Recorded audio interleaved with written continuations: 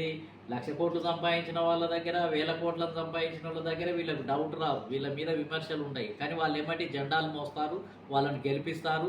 మంచి ముఖ్యమంత్రి ఈయన ఇట్లా, లేకపోతే కాంగ్రెస్ పార్టీలో ఉన్నటువంటి నాయకుడు ఇట్లా అని చెప్తారు.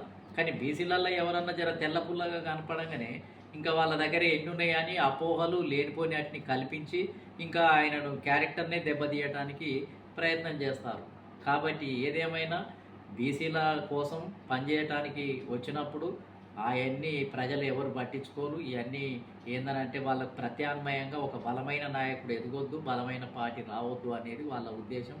వాళ్ళు అగ్రకులాలు చెప్పే మాటలను బీసీ సంఘాలలో కూడా కొంతమంది మోస్తూ వాళ్ళ మెప్పు పొందడం కోసం తీన్మార్ మల్లన్న మీద బురద పూయటానికి ప్రయత్నాలు చేస్తున్నట్టుగా కనిపించింది. కాబట్టి ఇవన్నీ సహజమే, ఇవన్నీ రాజకీయాలలో సహజమే, ఇవన్నీ నడుస్తూనే ఉంటాయి. నమ్మే వాళ్ళని నమ్ముతారు.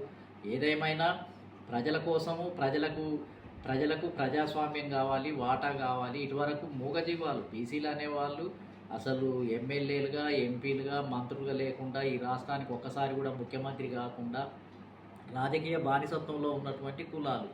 ఈ కులాలను చైతన్యం చేసి సమీకరించి వాళ్ళకు నేను పార్టీ పెడతాను, ఎమ్మెల్యే టికెట్లు ఇస్తాను, వాళ్ళను ఏంటంటే మొత్తం ఈ రాష్ట్రంలో ఒక ఆత్మగౌరవంతో తలెత్తుకునే విధంగా పనిచేస్తానని ఎవరు వచ్చినా, వాళ్ళ మీద ఎన్ని విమర్శలు వచ్చినా మేమంతా కూడా దానికి సిద్ధమే.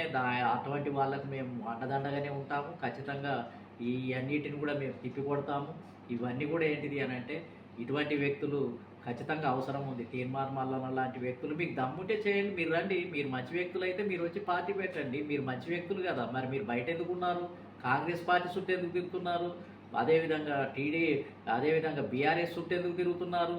మీరెందుకు పార్టీ పెట్టడం లేదు? మీకు ఆ ధైర్యం ఎందుకు లేదు? మీరు ఎల్లకాలము అగ్రవర్ణాలకు భజన చేసే వాళ్ళలాగా ఎందుకుంటున్నారు?